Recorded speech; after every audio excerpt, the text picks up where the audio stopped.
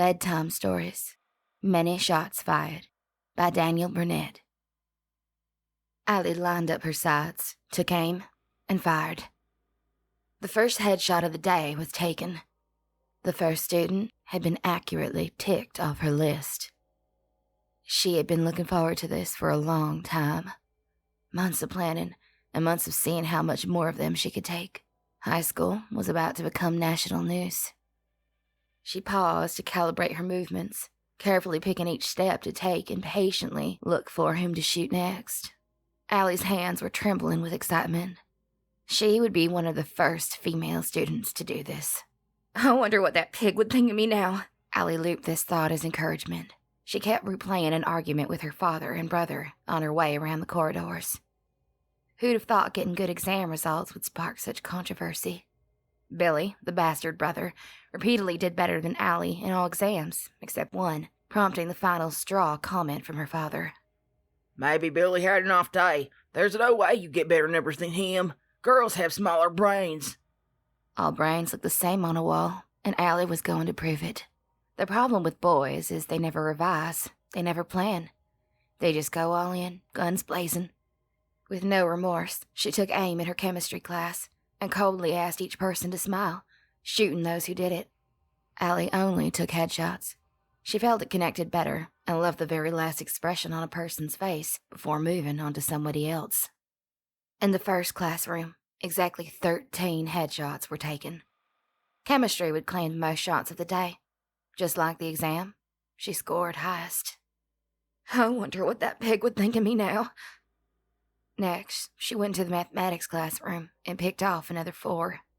All of them headshots, except the teacher where she aimed specifically for the chest, as they got just a little too close. Then, after wiping her scope clean, she moved on to modern languages, shooting one in the corridor on the way. Allie was hoping for a far more impressive tally than any of the previous boys had clocked up. One that would make the community's collective jaw drop into their newspapers the next day. Allie arrived at modern languages, sarcastically muttered, "Bonjour," and went into rapid fire. She managed to catch 3 more students, and although they were headshots, they were not as clean, and straight at the back of the head instead of at the face. There were many shots fired at the wall. However, she didn't care to stop at this point to see how many she had completely missed. She was transfixed now on getting shots in at every classroom, catching as many students as possible, but having to rush before somebody would inevitably stop her. I wonder what that pig would think of me now. She then entered the hall where an assembly was taking place for the younger students. This was a perfect opportunity to really make history. She took a breath and fired indiscriminately, catching both students and teachers. No longer bothered about whom or what she was shooting, she achieved many more headshots, arm shots, torso shots, and a fair few shots hit legs.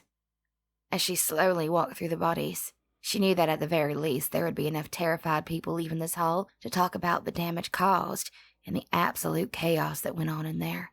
She left the hall, through a door on the other side of the echoing wailing chamber, feeling very satisfied. A student sprinted past Allie as she entered the next corridor and screamed that there was someone in the school with a gun. They were so frightened that as they ran straight past her, screaming their warnings, they completely ignored what she was holding in her hand. Was this just panic, or was it because she was female, and females didn't do that kind of thing? Until now, of course.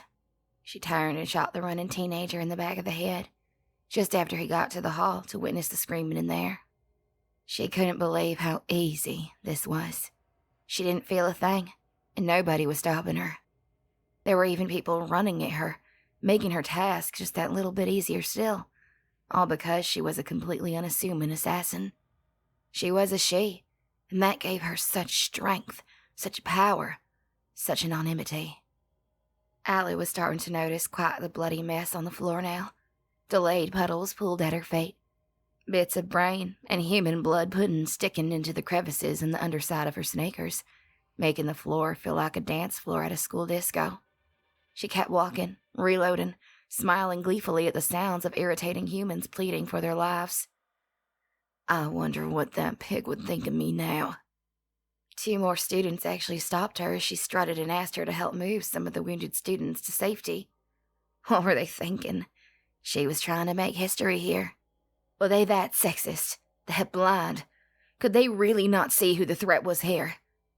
She shot the 2 boys where they stood, and again, continued to saunter on down the corridor.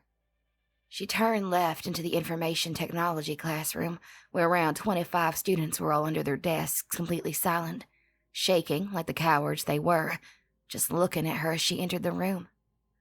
All of them were cowering at the threat she presented to them, the penny apparently finally starting to drop with these ants. All of them except one. I wonder what that... One boy, maybe 15 or so, was stood up, calm, and staring straight at Allie. His facial expression was not the same as the others. His face was, from Allie's point of view, half smile, half rifle. Then the adrenaline wore off, and she recognized her rival shooter. They just stood there, staring at each other, a smile creeping onto her face now also. This would be a quick-draw scenario, she considered. He already had his rifle raised, so she was at a disadvantage. Maybe she could get a good shot fired his way before he pulled the trigger. She lifted her hand as quick as she could and managed to get a shot off.